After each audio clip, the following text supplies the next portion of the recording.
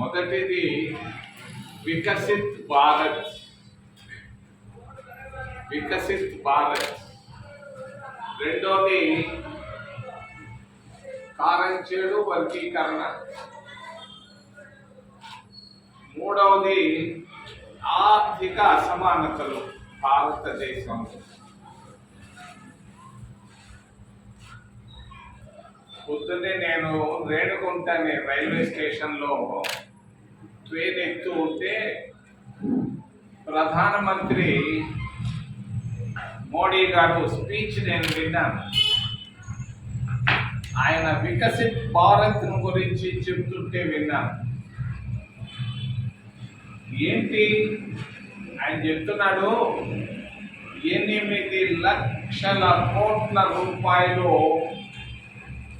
బ్యాంకుల ద్వారా పేదవాళ్ళకి ఇచ్చాను అని చెప్తున్నాడు. వికసిత్ భారత్ ఎంఎస్ఎంఈలో కూడా ఇచ్చాను అంటున్నాడు. నిజంగా భారతదేశం వెలిగిపోతా ఉందా? ఏగా ఉంది భారతదేశం ఈరోజు? ఎక్కడ పట్టిన ఆకలి, ఎక్కడ పట్టిన నిరుద్యోగం, ఎక్కడ పట్టిన అసంతృప్తి, ఆకలి కనిపిస్తా ఉన్నాయి, అప్పులు, ఆవేదన కనిపిస్తా ఉంది ఈరోజు. మరి ప్రధానమంత్రి గారు ఏం చేస్తున్నారు గత 10-11 సంవత్సరాల్లో అంటే నాకు కనిపిస్తా ఉన్నది 2-3 విషయాలే. అంటే కనపడటం లేదు ఆయన ఏం చేస్తుంది, ఏం చేసింది 10 సంవత్సరాల్లో. ఒకటి మాత్రం స్పష్టంగా కనిపిస్తా ఉంది, దినానికి 4 సార్లు బట్టలు మారుస్తున్నాడు ప్రధానమంత్రి. పొద్దున్నే ఒక జత, మధ్యాహ్నం ఒక జత, సాయంకాలం ఒక జత, రాత్రి సరే. మరి దినానికి 1-2 స్పీచ్లు ఇస్తున్నాడు, ఘనంగా స్పీచ్లు ఇస్తున్నాడు. మరి ఆ స్పీచ్ల్లో ఏముంది? ఒక మంచి ఉపన్యాసకర్త ఉపన్యాసాలు ఇస్తున్నాడు, కానీ ప్రయోజనం లేని ఉపన్యాసాలు ఇస్తున్నాడు ప్రధానమంత్రి గారు. మరి ఏంటి ఆయన ఏమి సాధించాడు ఈ 11 సంవత్సరాల్లో? ఈ గుడ్డలు మార్చుకోవడం, 2 ఉపన్యాసాలు ఇవ్వడం, మరి ఇంకొకటి కూడా వారానికి ఒక్కసారి విదేశానికి పోవడం. వారానికి ఒక్కసారి విదేశానికి వెళ్తున్నాడు ఈ మన భారతదేశం ప్రధానమంత్రి గారు. పోయి ఏమి చేస్తున్నాడు, ఏమి సాధిస్తున్నాడు అని అంటే సున్నా. అంతకు ముందు పివి నరసింహారావు పోయేవాడు, పోయే ముందు వచ్చిన తర్వాత మీడియాతో మాట్లాడేవాడు. మీడియాతో మాట్లాడి నేను ఇందుకొరకు సౌదీ అరేబియాకు పోయాను, ఇది సాధించుకొని వచ్చాను అని చెప్పేవాడు. కానీ భారతదేశ ప్రధానమంత్రి 11 సంవత్సరాల్లో ఒక్క రోజు కూడా మీడియాతో మాట్లాడలేదు, ఒక్క ప్రెస్ కాన్ఫరెన్స్ కూడా చేయనటువంటి భారతదేశ ప్రధానమంత్రి ఈ రోజు ఉన్నటువంటి ప్రధానమంత్రి. మీరు చూడండి, మరి ఎప్పుడైనా ఒక్క ప్రెస్ కాన్ఫరెన్స్ చేశాడా ఈ 11 సంవత్సరాల్లో? ఆ దమ్ము ధైర్యం ఉందా ఆయనకి? లేదు. ఇది ఆయన సాధించినటువంటి ప్రగతి.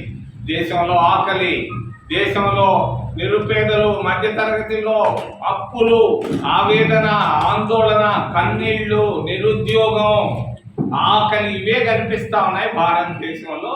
ఇదే వికసిత భారత్. ఈ మధ్య చూసాం, నిన్న ఉగ్రవాదులు వాళ్ళని చంపడం ఖండిస్తున్నాం.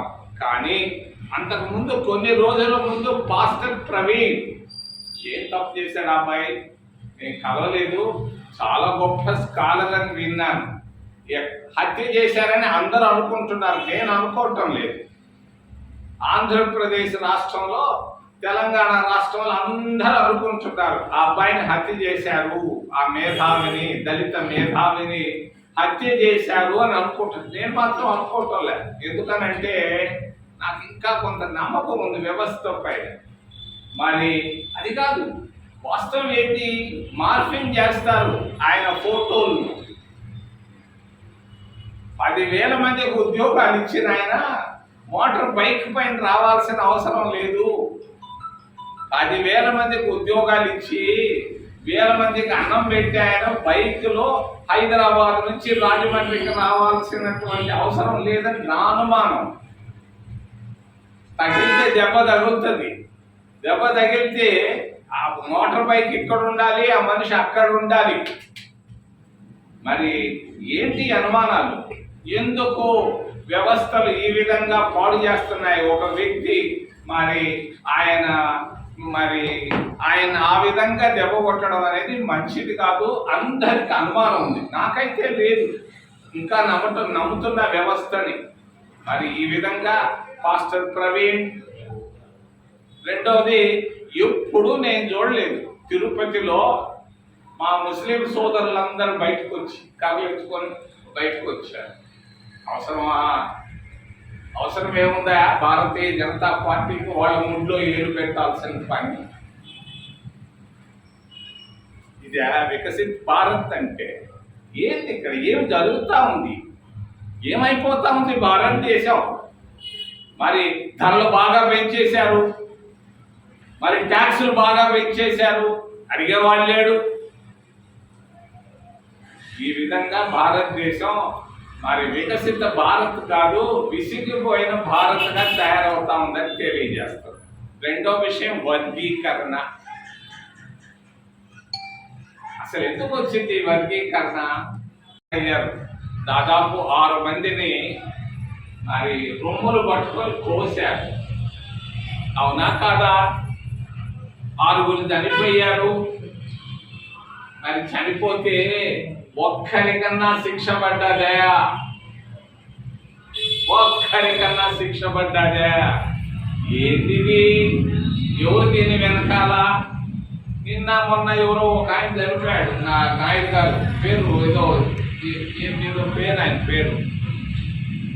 మా మిత్రుడు కూడా, తిరుపతి మిత్రుడు కూడా ఇక్కడికి వచ్చి ఆయన పలక తెచ్చిపోయినాడు. చచ్చిపోయింది తెల్లారే. ఏదో పేరు నాయుడు గారు, ఆయన పేరు చౌదరి, వీరయ్య చౌదరి. మరి వీరయ్య చౌదరి ఆయన పైన తీసుకున్నటువంటి శ్రద్ధ కారం చెడులో చనిపోయినటువంటి నా రక్త సంబంధికుల పైన తీసుకోలేదు. మరి వర్గీకరణ అక్కడి నుంచే మొదలైంది. మరి ఎందుకు వర్గీకరణ మొదలైంది? దళితులు రాజ్యాధికారం వైపు ఆలోచన మొదలుపెట్టారు. అడ్డాది కండ్లలో వీళ్ళని ఎట్లాగైనా కూడా విభజించి పాలించాలి, వీలైతే కైమా చేయాలనుకున్నారు. కైమా చేసేదాన్ని తయారు చేశారు. మరి వర్గీకరణలో వాళ్ళు ఆర్డినెన్స్ తీసుకొచ్చారు. అసెంబ్లీలో పెద్ద పెద్ద ఉపన్యాసాలు నేను కూడా విన్నాను. సామాజిక న్యాయం, సామాజిక న్యాయం, సామాజిక న్యాయం అని. సామాజిక న్యాయం అంటే నర్సులకు ఉద్యోగాలు ఇవ్వడం కాదు, నర్సు పోస్టులు కాదు. మరి వర్గీకరణ కావాల్సి ఉంది. పోలీస్ కానిస్టేబుల్ పోస్టుల్లో కాదు, వర్గీకరణ కావాల్సి ఉంది. మరి వర్గీకరణ కావాల్సి ఉంది. స్కూల్ టీచర్ల ఉద్యోగాల్లో కాదు, వర్గీకరణ కావాల్సి ఉంది. ప్రభుత్వ కాంట్రాక్టుల్లో కర్ణాటక కాంగ్రెస్ ప్రభుత్వం ఇస్తా ఉంది. ఎస్సీలకు 25%, ఎస్సీ ఎస్టీలకు 25% ప్రభుత్వ కాంట్రాక్టుల్లో ఇస్తున్నారు. ఆంధ్రప్రదేశ్ రాష్ట్రంలో ఏమి ఇస్తున్నారు? ఎందుకు వర్గీకరణ? ఇక్కడ తీసుకురా వర్గీకరణ. వర్గీకరణ కావాల్సింది ప్రభుత్వ కాంట్రాక్టుల్లో, వర్గీకరణ కావాల్సింది మైన్స్ లో. మరి చీమకుర్తిలో ఉంది, దాదాపు 100 మైన్లకు ఇచ్చారు లీజులు. ఒక్క ఎస్సీ అన్న ఉన్నాడా? ఒక్క ఎస్సీ అన్న ఉన్నాడా? ఒక్క ఓబీసీ అన్న ఉన్నాడా? ఒక్క ఎస్టీ అన్న ఉన్నాడా? ఇక్కడ కావాలే వర్గీకరణ. వర్గీకరణ కావాల్సింది ప్రభుత్వ కాంట్రాక్టులు, మైన్లు. మొన్న నేను వెళ్ళాను, 4 రోజుల నాడు మైన్స్ ఆఫీస్కి వెళ్ళాను. అబ్బో వాళ్ళని అడిగారు, అయ్యా రాష్ట్రంలో ఎన్ని మైన్స్ ఉన్నాయంటే వేలాది మైన్స్ ఉన్నాయని చెప్పారు. చిత్తూరులో బంగారు గనులు ఉన్నాయి, చీమకుర్తిలో గ్రానైట్ ఉన్నాయి, గెలాక్సీ అంట దాని పేరు, గెలాక్సీ ఏదో మరి అక్కడ ఉన్నాయి. ఎవరికన్నా ఒక ఎస్సీకి ఇచ్చారా అంటే అంటున్నారు. ఒక్కరికన్నా ఇచ్చారా? ఎడివయ్యా. మరి బ్యాంకులు ఎస్సీలు 25% భారతదేశంలో ఉన్నారు. వాళ్ళకి ఇచ్చే లోన్లు ఎంత శాతం? 1% లోపు ఇస్తున్నారు. 1% లోపు. 25% ఉన్నటువంటి ఎస్టీలకు ఇస్తున్నటువంటి లోన్లు 1% లోపు. 50% ఉన్నటువంటి ఓబీసీలకు బ్యాంకుల్లో లోన్లు ఇచ్చేది 2%. 2%. మరి ఇక్కడ కావాలి వర్గీకరణ, ఇది ఇక్కడ కావాలి వికసిత భారత్. ప్రధానమంత్రి గారు లోన్లన్నీ ఎత్తుకొని పోయి గుజరాత్లో ఉండే మార్వాడీలకు ఇచ్చుకుంటున్నావు. 1% ఉన్నటువంటి మార్వాడీలకు మరి 50% బ్యాంకు లోన్లు ఇస్తున్నావు. వాళ్ళు ఎగ్గొడుతున్నారు. ఎవరు కట్టారు డబ్బు? మన 47,000 కోట్ల రూపాయలు ఒక ఆయన అప్పు తీసుకున్నాడు. 450 కోట్లు ఇచ్చాడు, మాఫీ చేశావు. మరి మార్వాడీలకేనా బ్యాంకు లోన్లు? ఈడ కావాలయ్యా వర్గీకరణ. ఈడ బ్యాంకుల్లో లేదు వర్గీకరణ. స్కూల్ టీచర్లు వీటిల్లోన వర్గీకరణ. దీన్ని నేను చూద్దాం, కానీ మాకు ఓపుకుంది. మా చెవులో పువ్వు పెట్టినంత మాత్రాన మీరు సాధించబోయేది సున్నా అని తెలియజేస్తూ దేశంలో ఆర్థిక అసమానతలు భూస్వామి అయిపోతున్నాడు. నేను 30 సంవత్సరాల నాడు ఒంగోలుకు వచ్చాను. ఒంగోలుకు వచ్చినప్పుడు 5 ఎకరాలు 10 ఎకరాలు ఉన్న వాళ్ళు బిలియనర్లు అయిపోయి ఉన్నారు. ఇప్పుడు 5 ఎకరాలు 10 ఎకరాలు ఉన్నవాళ్ళు బిలియనర్లు అయిపోయి ఉన్నారు. మరి దళిత బాలితులు వాళ్ళ పరిస్థితి లేనిది. ఆకాశం భూమికి ఉన్నటువంటి వ్యత్యాసం వస్తుంది. కార్పొరేట్లే దేశాన్ని పరిపాలిస్తున్నారు. మరి అమెరికాలో వాడు ఇలాన్ మస్క్ శాసిస్తున్నాడు అమెరికాని, ప్రపంచాన్ని. ఆ విధంగానే ఇక్కడ కూడా భారతదేశంలో కూడా కార్పొరేట్సే శాసిస్తున్నారు. కార్పొరేట్లకే ఇస్తున్నారు భూములు. టాటాకు 100 ఎకరాలు ఇస్తున్నారు. ఒక్క జర్నలిస్టు కన్నా ఇచ్చారా? మనస్ఫూర్తిగా 5 సెంట్ల భూమి అని నేను అడుగుతున్నాను. ఈ విధంగా ఆంధ్రప్రదేశ్ రాష్ట్రం భారతదేశంలో పరిస్థితులు చిన్న భిన్నంగా ఉన్నాయి. వికసిత భారత్ కాదు, విసిగిపోయిన భారత్గా మిగిలిపోతా ఉంది. వర్గీకరణ వక్రీకరణగా పోతా ఉంది. అది వర్గీకరణ కాదు. వీళ్ళు ఉన్నటువంటి గ్రామాల్లో తగాదాలు పెట్టేశారు. ఎప్పుడు కలిసిమెలిసి ఉన్నటువంటి వాళ్ళు ఈరోజు ఒకరిని చూసి ఒకరు బాధపడుతున్నారు. ఎప్పుడు తన్నుకుంటారో తెలియదు.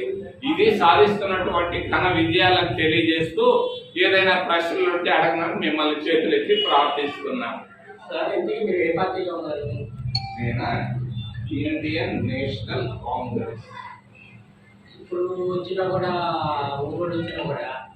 బయట ప్రశ్నలు పెడుతున్నారు తప్పిస్తే ఆఫీసు మొహం చూసినట్టు నేను అయ్యా, భారతదేశం విశాలమైన